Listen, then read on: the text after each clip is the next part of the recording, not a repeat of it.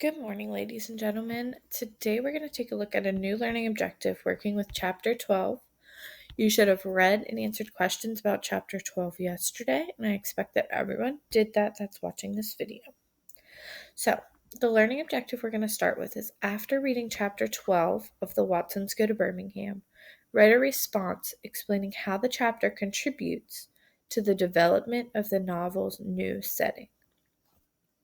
Now, the original setting of this novel was in Flint, Michigan. We have now come into Birmingham, Alabama to visit Grandma Sands. So when it says the novel's new setting, we're talking about Birmingham. And just to review, the setting is the time and place of the action in a book, play, story, etc. So we're looking for the time and the place that the story takes place. Now, when it's asking how the chapter contributes to the development of the novel, that's just saying, what does this chapter add to tell you more, develop the novel setting? So how does this chapter describe to you the novel setting?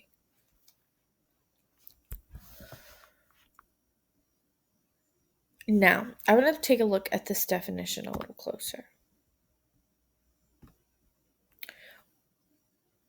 Setting is the time or place of the story, 100%. But when we think of time, sometimes we think at breakfast time, or we think in the evening, or we think at 7:43 p.m., which is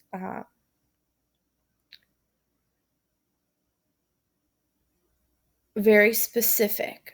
Time doesn't always have to be so specific.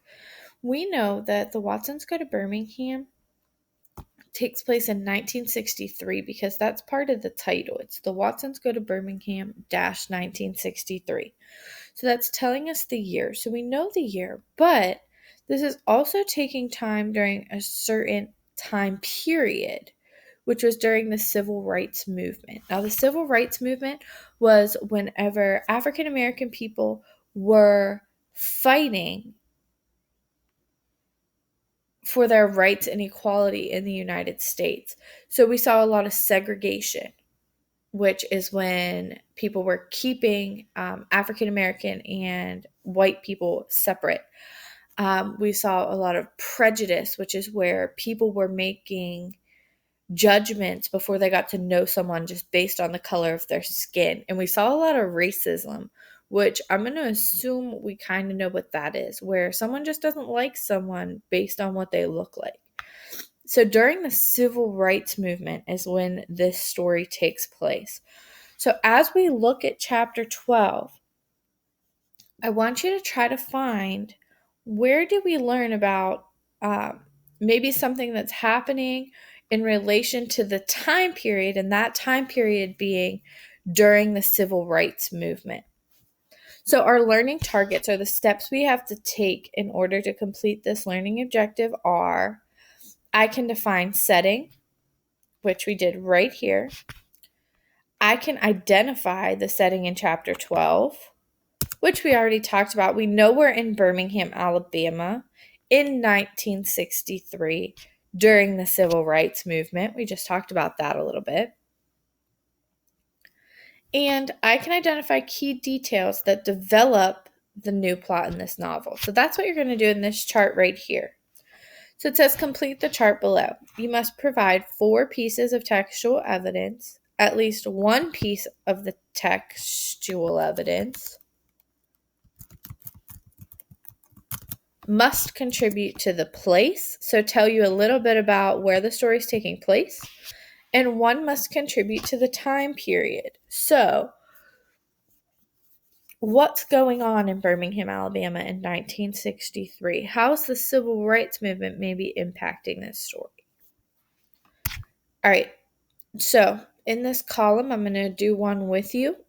So in the first column, you're going to put a piece of textual evidence that contributes to the setting, because that's what we're trying to figure out, is how specific details in this chapter contribute to the development or building of the setting. So if you need the novel, if you come to the top in the learning objective, this links you right to the PDF of the novel, so you can click right there.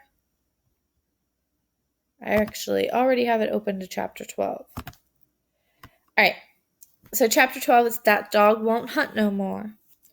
And we find out why that title is because Mr. Roberts is talking about his dog and kind of explaining why he doesn't hunt. Right here, first sentence. Excuse me. The first sentence of this chapter contributes to our setting.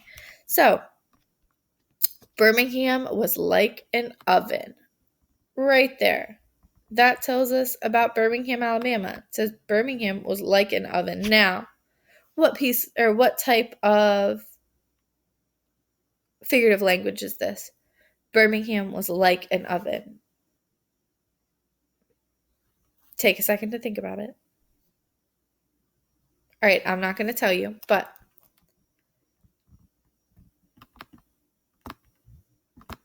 I'll just type it. It'll be easier. My first piece of textual evidence I'm going to choose.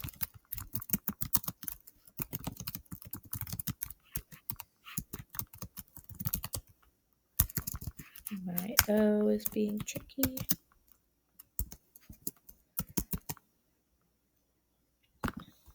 Okay, Birmingham was like an oven. If you're watching this video, you'll know that I asked you what type of figurative language this is. And if you type that right here after the quote, I'll give you 5 bonus points. If you're right, I'm going to make it a little more difficult today. So what type of figurative language? Type it right here in this box. Your second column is what page number did you find your textual evidence on? So I'm going to go right back here to the novel, and this is page 107.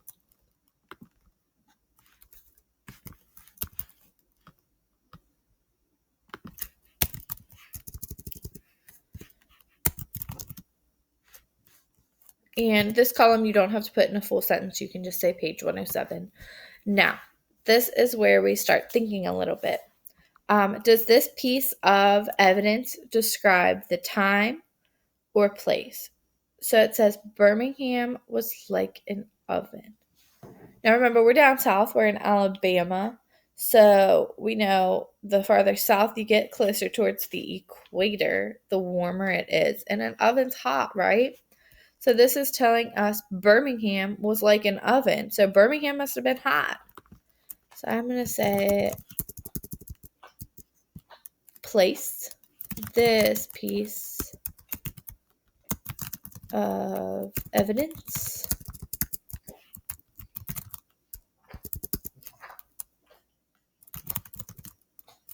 describes the place.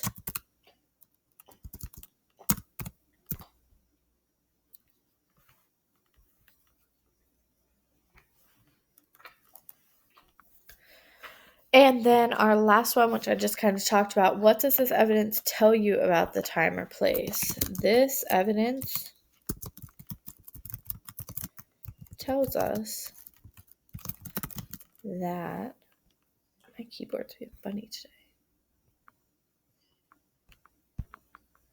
This evidence tells us that Birmingham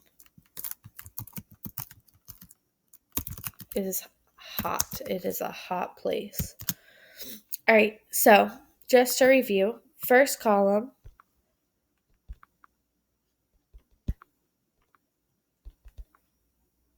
you're looking at textual evidence. So what piece of textual evidence adds to the setting or tells you more about the setting? Second column, what page number did you find your textual evidence on? We found ours on page 107. Third column, does this piece of evidence describe the time or place? Since it was describing Birmingham, we said it described the place. And our last column is, what does this evidence tell you about the time or place? So since this one said it was like an oven, we could say that this evidence tells us that Birmingham is hot. So if you take a look at your instructions, one thing I want to point out is I asked for at least one piece of evidence that contributes to place and one evidence that contributes to the time period. So you do have to do 4 more pieces, but you can't do all of them for place and you can't do all of them for time period. You have to have at least one that's time period and at least one that's place. So you could have 3 that tell you about Birmingham, the place, or Grandma Santa's house, and 1 time period. That's fine. Or you could have 3 that tell you about the time period and 1 that tell you about the place, which is also fine. You just have to have at least 1 of each. All right, ladies and gentlemen, as always, I am available to you via Google Hangouts, email, and I am able to set up Zoom sessions today if they are requested, which means you have to reach out to me and say, hey, Miss Snyder, I need help. Can we Zoom?